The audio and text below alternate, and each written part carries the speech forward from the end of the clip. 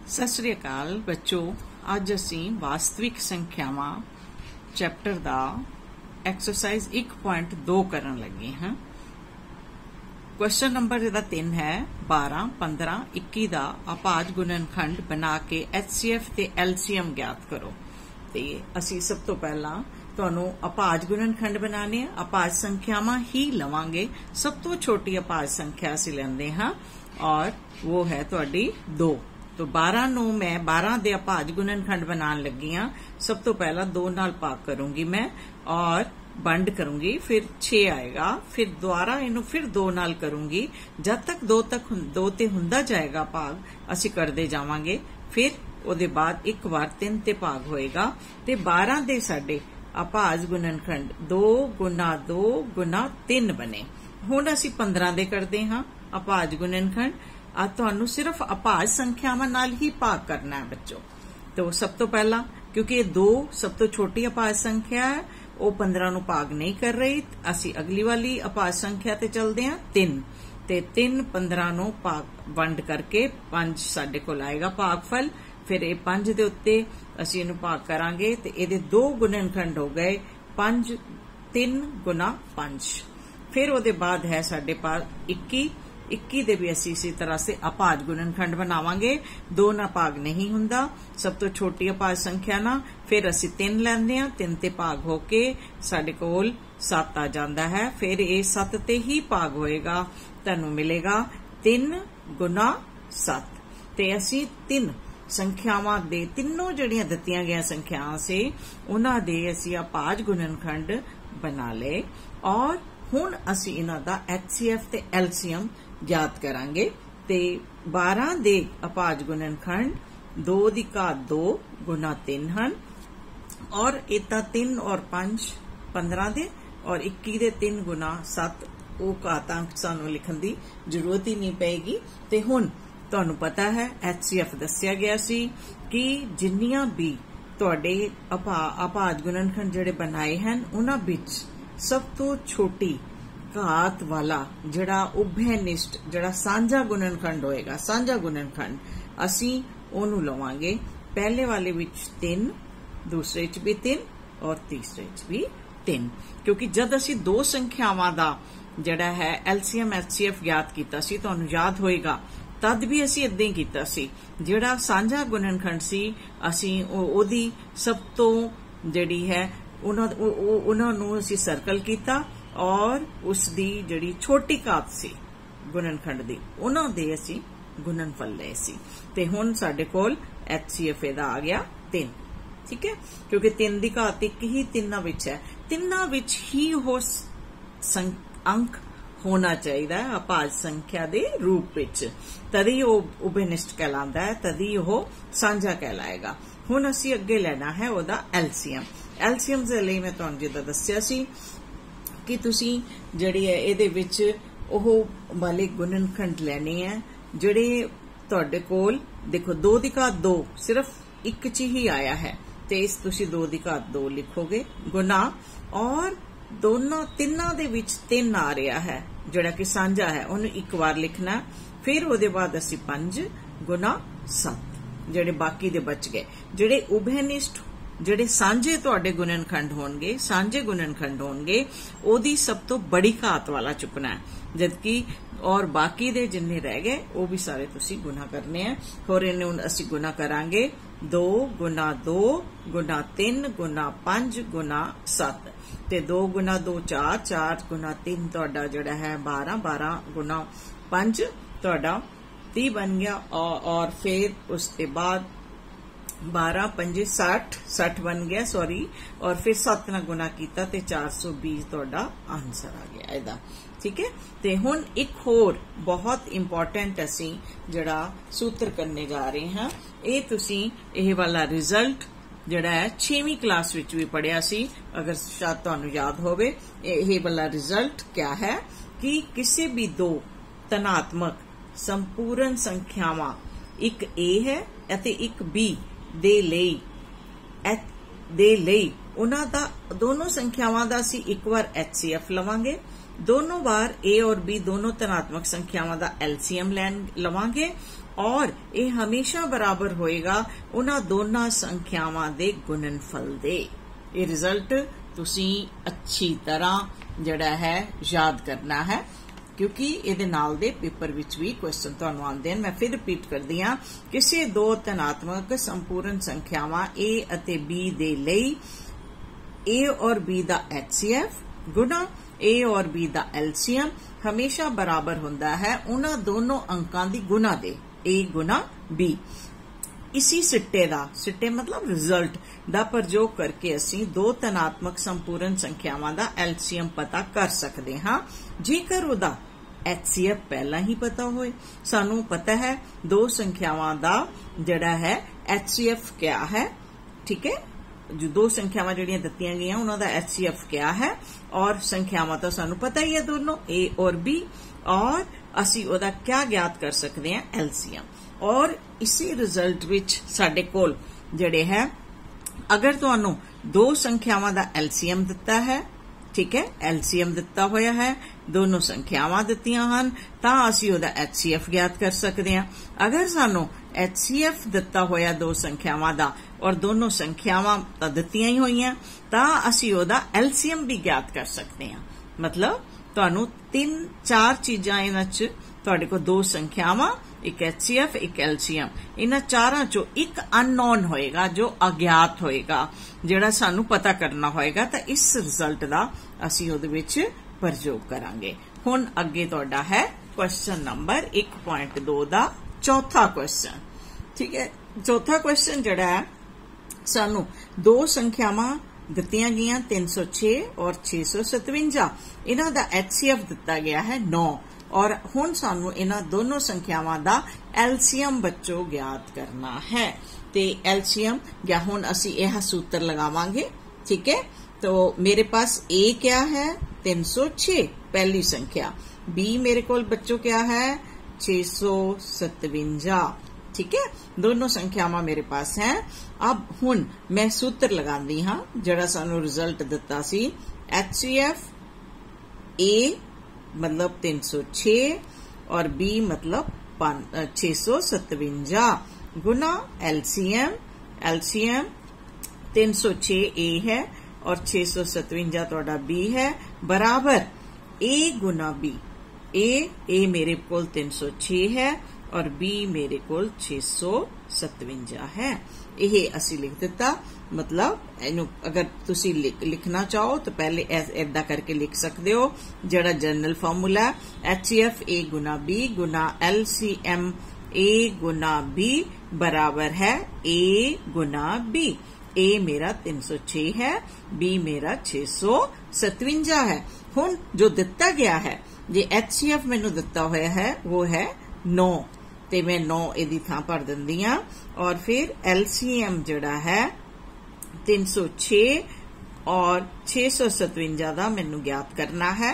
306 गुना 657 हुण LCM teddy गुना दे नाल आ तुहाडा 9 जड़ा है यह एलसीएम सानू ज्ञात करना है 306 गुना 657 दा और ये 9 जड़ा है बराबर दे चिन्ह विच इन्हां दोनों संख्यावां दे तिरछी गुना दे नाल थल्ले चला जाएगा, हर विच चला जाएगा। थल्ले मतलब ये अंश 306 गुना 657 और क्रॉस मल्टीप्लीकेशन ना मीन्स टेढ़ी गुना दे नाल 306 गुना 657 दे हर विच चला जाएगा 9। और क्योंकि यह हाईएस्ट कॉमन फैक्टर है एचसीएफ है, ये दोनों नंबरां नू ही भाग करेगा। यह हाँ एलसीएम सॉरी दिख नहीं रहा सी शायद तुहानू है एलसीएम 306 और 657 बराबर 306 गुना 557 और 9 जड़ा आहा है तुहाडा 306 गुना 657 दे हर दे विच चला जाएगा क्योंकि यही तुहाडा एचसीएफ है।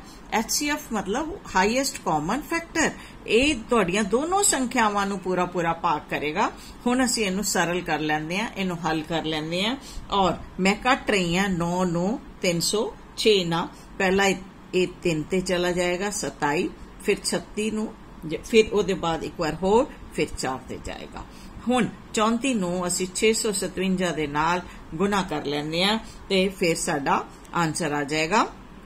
657 ਨੂੰ ਅਸੀਂ 34 ਨਾਲ ਗੁਣਾ ਕਰਦੇ ਆ और गुना जड़ी है मैं करके तुहानू दिखा भी रही है, ठीक है। और इसके बाद क्रॉस करता 21, ठीक है, ये तुहाडा आ गया 7 फिर 9 फिर 1, ठीक है, 8 3 13 12 फिर 12, ठीक है। ये तुहाडा बनिया 22,338, ये तुहाडा आंसर आ गया इहदा, ठीक है। तो इस तरह नाल मतलब तुहानू 4 इहदे विच तुहाडे कोल 4 जिहड़े है संख्यावां 4 इस रिजल्ट विच है, उन्हां विचों तुहानू अगर दोनों संख्यावां दित्तियां है HCF दिता है तो LCM निकालना होएगा। और कदी कदी क्या होएगा LCM HCF दोनों ही दिता होया होएगा। फिर तुहानू जिहड़ी है एक संख्या अगर मिसिंग है तो तुहानू संख्या निकालनी होएगी। ते हुण ये डिपेंड करता है क्वेश्चन किस तरह का है तुहाडा। हुण नैक्सट अगर असीं क्वेश्चन दे उत्ते चलदे हां, तुहाडे क्वेश्चन नंबर तुहाडा नैक्सट है, नैक्सट क्वेश्चन तुहाडा है पंजवां। जांच करो कि किसी प्राकृतिक संख्या n दे लई 6 दी घात n जड़ा है वह 0 ते समाप्त हो सकता है। सानू ही जांच करनी है कि किसी भी प्राकृतिक संख्या अगर साडे कोल है तां ओ संख्या n दे लई जेड़ा 6 दी घात n है एक प्राकृतिक संख्या है ते 6 दी घात n जड़ा है कि क्या कदी वो 0 दे नाल 0 दे नाल खत्म हो सकता है। इनू बच्चे बहुत ध्यान दे नाल सुनना, यह तुहाडा पहलां दा कीता होया ही रिजल्ट है, ठीक है। एक संख्या सानू इत्थे मैं लिख के ही दिंदी हां तुहानू इहदा आंसर। एक संख्या जब 0 ते कद खत्म होएगी, एक संख्या 0 ते खत्म होएगी, खत्म मतलब ओदा इकाई दा जड़ा अंक है खत्म हुंदी है। इकाई दा अंक जड़ा है वो 0 होएगा अगर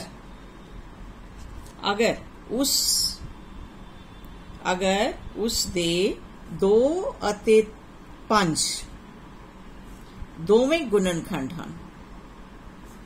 ਉਹਦੇ ਵਿੱਚ ਜ਼ਰੂਰੀ है कि 2 ਅਤੇ 3 दोनों ही गुणनखंड उस संख्या दे विच आंदे होण, ठीक है। ये बहुत जरूरी है, अदरवाइज वो 0 ना खत्म नहीं हो सकती।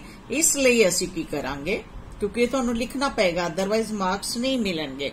इसलिए असी 6 दे गुणनखंड करके देखते हैं, 6 दे गुणनखंड करते हैं, ठीक है। असी 6 दे गुणनखंड पता करते हैं, पता करके ही तो सानू पता चलेगा ना कि इहदे विच 2 और 5 आ रहा है कि नहीं आ रहा, ठीक है। तो हुण असी अंक गणित दी प्रमेय दा मूलभूत प्रमेय दा प्रयोग करन लगे हां। अंक गणित दी मूलभूत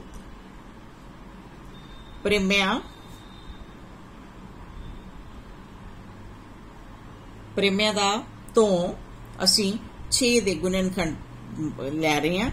6 दे आपां गुणनखंड लै रहे हैं। 6 दे गुणनखंड मेरे बन रहे हैं 2 गुना 3, 2 गुना 3, ठीक है। तो असी ऊपर n भी लिख देंगे हैं क्योंकि n जड़ा है तुहाडा एक प्राकृतिक संख्या है, ठीक है।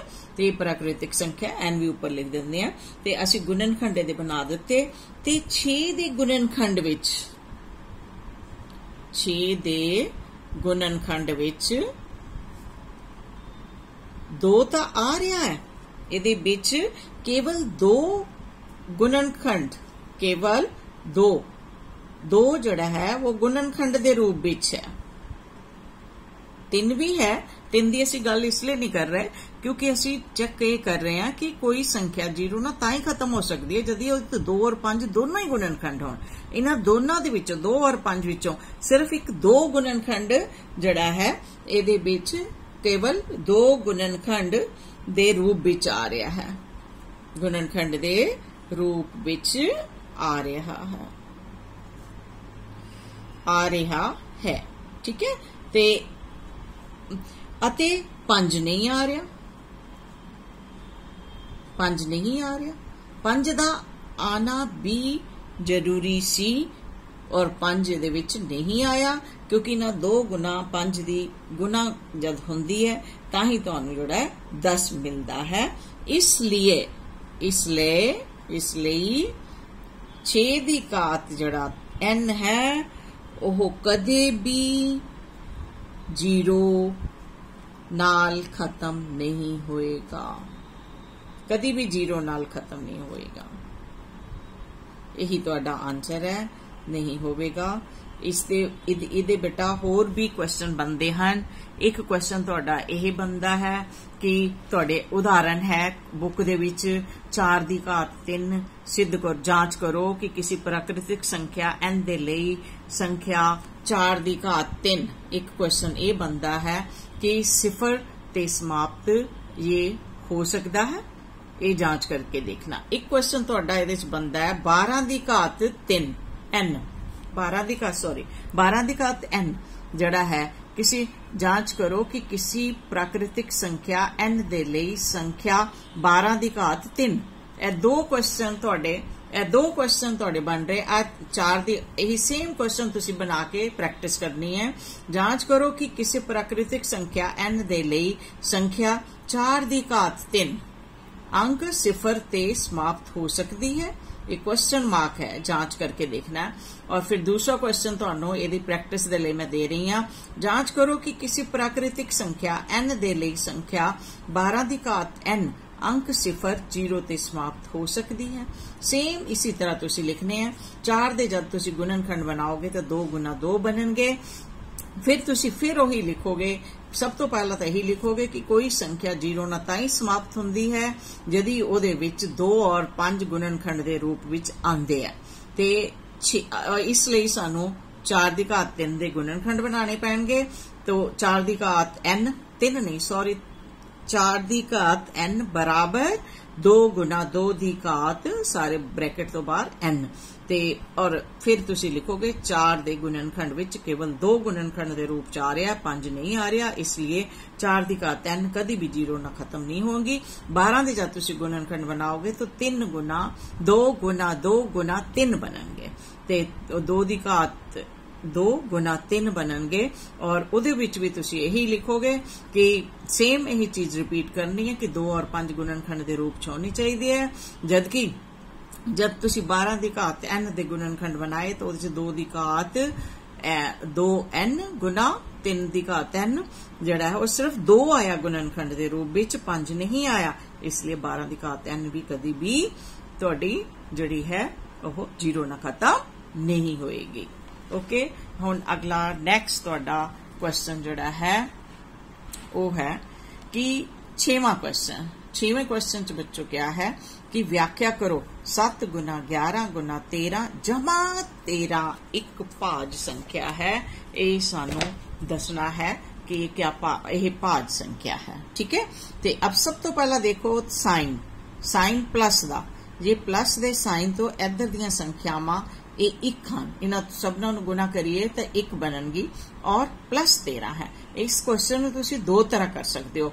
7 नूं तुसीं जिहड़ा है 11 नाल गुना करो, फिर उन्होंने 13 नाल गुना करो, फिर उहदे विच तुसीं 13 जोड़ दो और फिर उस तुहानू उहदे गुणनखंड बना के दिखाने पड़नगे। इसलिए मैं क्या कर रही हां, मैं प्लस साइन देख लिया कित्थे है, ਇਹਦਾ मतलब इधर ਦੀਆਂ संख्यावां इकट्ठियां और इधर दी संख्या अलग, ये अलग अलग संख्यावां हैं। मैं क्या करूंगी, इन्हां दोनों दे विचों इत्थे भी 13 इत्थे भी 13, मैं इन्हां दोनों नूं जिहड़ा है बाहर साझा ले लांगी ताकि सानू गुणनखंड द्वारा बनाने दे लई प्रॉब्लम ना आए। ठीक है, ते मैं 13 बाहर ले लिया और अंदर क्या बचा, 13 बाहर जा चुका है, द्वारा नहीं लिखना, इतना 1 लिखना, दूसरे 13 की जगह भी 1 लिखोगे। ये आ गया 7 गुना 11 गुना 1 जमा 1। ओके, ये बन गया 13। 11 गुना 7 तुहाडा बन गया 77, 77 जमा 1। ये बन गया तुहाडा 13 गुना 78। हुण 13 तो तुहाडी अभाज्य संख्या है 78 ਦੇ ਹੋਰ ਅਸੀਂ ਗੁਣਨਖੰਡ ਕਰ ਦਿੰਦੇ ਆ। ਇਹਨੂੰ 2 ਨਾਲ ਅਗਰ ਮੈਂ ਭਾਗ ਕਰਾਂ ਤਾਂ ਤੁਹਾਡਾ 78 ਨੂੰ 2 ਨਾਲ ਭਾਗ ਕਰਕੇ ਮੇਰੇ ਕੋਲ ਜਿਹੜਾ है गुणनखंड ਦੇ रूप ਵਿੱਚ 39 आ जाएगा, 39 आ जाएगा। ठीक है, और फिर मैं इनू 3 ਨਾਲ फिर भाग कर दिंदी हां, फिर 13 आ जाएगा, फिर इनू कर 2 भाग, फिर अगे आ जाएगा। ते 2 गुना 3 गुना 13। ते हुण ध्यान नाल देखो, कह रहे कि एक भाज संख्या है, तुसीं ये दसना। देखो भाज संख्या किहड़ी हुंदी है बच्चों? ਉਹ संख्या ਜਿਹੜੇ 2 ਤੋਂ ਜ਼ਿਆਦਾ ਜਿਹਦੇ ਗੁਣਨਖੰਡ ਬਣ ਜਾਣ ਉਹ संख्या भाज संख्या। ਹੁਣ ਤਾਂ ਸਾਡੇ ਕੋਲ 13 2 3 13 ਗੁਣਨਖੰਡ ਦੇ ਰੂਪ ਵਿੱਚ ਹੈ, ਤੇ ਇਸ ਲਈ ਇਹ ਕਿਹੜੀ ਸੰਖਿਆ ਹੋ ਗਈ? ਭਾਜ ਸੰਖਿਆ। ਦੋ ਤਰੀਕਿਆਂ ਨਾਲ ਤੁਸੀਂ ਇਹਨੂੰ ਕਰ ਸਕਦੇ ਹੋ, ਔਰ ਦੂਸਰੇ ਤਰੀਕੇ 'ਚ ਫਿਰ ਸਾਰਿਆਂ ਨੂੰ ਗੁਣਾ ਕਰਕੇ ਤੁਹਾਨੂੰ इन्हों गुना करके फिर 13 जोड़ के फिर दोबारा गुणनखंड बनाने पैने। इसलिए आ वाला तरीका ज्यादा अच्छा है, इस तरीके नाल तुसीं करो। ओके, हुण अगे इहदा एक होर पार्ट है 7 गुना 6 गुना 5 गुना 4 गुना 3 गुना 2 गुना 1 प्लस 5। असीं ये देखना है प्लस और माइनस दे साइन कित्थे उन्होंने अलग करके जा रहे हैं। इत्थे प्लस का साइन है, ਇਹਦਾ मतलब इधर ਦੀਆਂ संख्यावां सारियां गुना होके एक संख्या बनेगी, अंकां नूं गुना करके एक संख्या बननी है, और इधर 5 है। ते इधर देखो 5 और ਇਹਦੇ ਵਿੱਚ भी 5।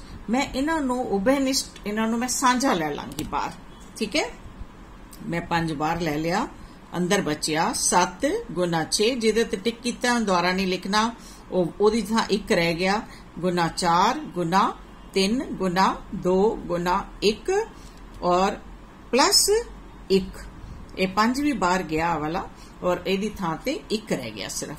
ठीक है, चलो हुण असीं गुना करते हैं। 7 नूं असीं गुना कर रहे हैं। 7 6 42 42 गुना 12 गुना 2, इन्हां सबनां नूं गुना करके मैनूं जिहड़ा मिल जाएगा 1008 जमा 1। इधर 1 है सिर्फ, और ये साडा बनिया 5 गुना 1009।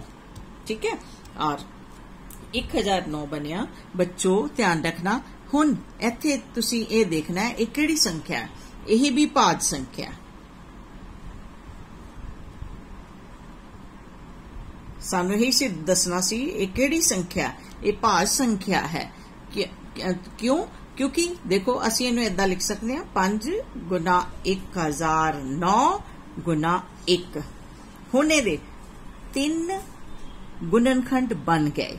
वैसे मैं तुहानूं दस्सां 5 जिहड़ा है वो अभाज संख्या है, 109 भी अभाज संख्या, ये दोनों ही अभाज संख्या। इसदा मतलब मैं 5 नूं लिख सकदी हां 1 गुना 5, और 1009 नूं भी मैं लिख सकदी हां 1 गुना 1009।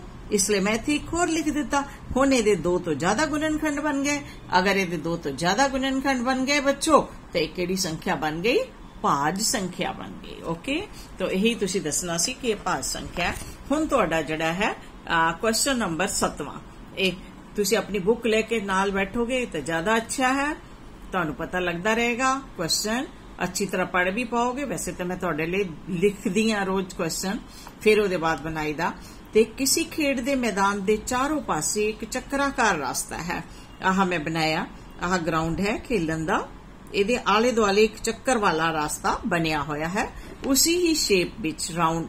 ठीक है, ते इस मैदान दा एक चक्कर लगाउण दे लई रिंपी नूं 18 मिनट लगदे हन, ਅਤੇ जदकि इसी ही ग्राउंड दा एक चक्कर लगाउण लई रवि नूं 12 मिनट लगदे हन। तो दोनों दी अपनी अपनी अपनी चाल दे नाल चल रहे हैं दोनों ही, ते दोनों दे अलग अलग टाइम लग रहा है। मान लो कि वो दोनों इक्को स्थान अते इक्को ही समय ते चलना शुरू करन।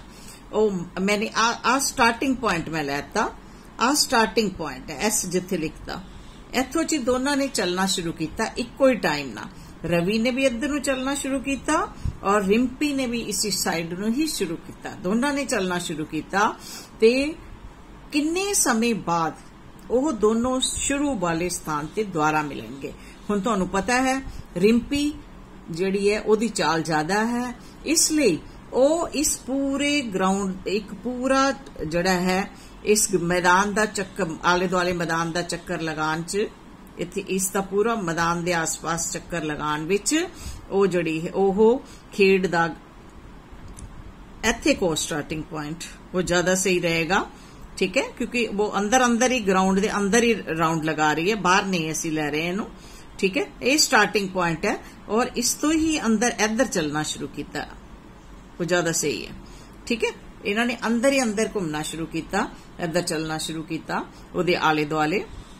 ते हुण असीं ये देखना है स्टार्टिंग पॉइंट तो ये द्वारा, क्योंकि दोनों दी चाल विच फर्क है। एक 18 मिनट लै रहा, ठीक है, और दूसरा 12 मिनट लै रहा। 12 मिनट जिहड़ा लै रहा इहदा मतलब इनू चलन दे विच उहदी चाल ज्यादा तेज है। ठीक है, ते हुण असीं ये देखना है कि वो दोनों द्वारा कद सेम पॉइंट ते जिहड़ा शुरू दा पॉइंट है उत्थे आके मिलते हैं। तो हुण असीं इहनूं पूरा पूरा लिखते हैं कि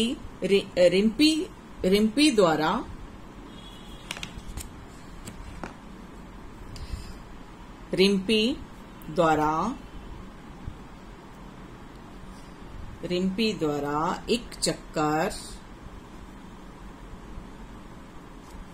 लैन विच लगया समय।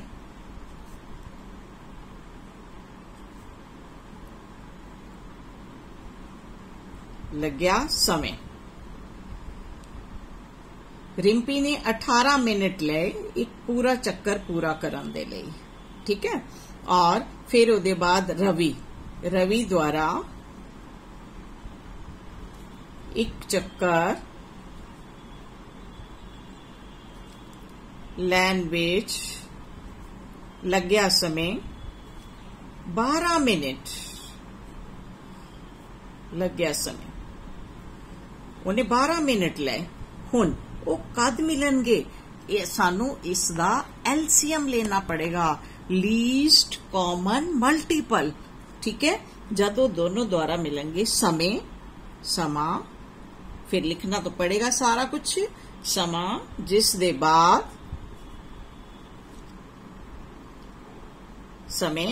बाद ओह दोवें शुरू दे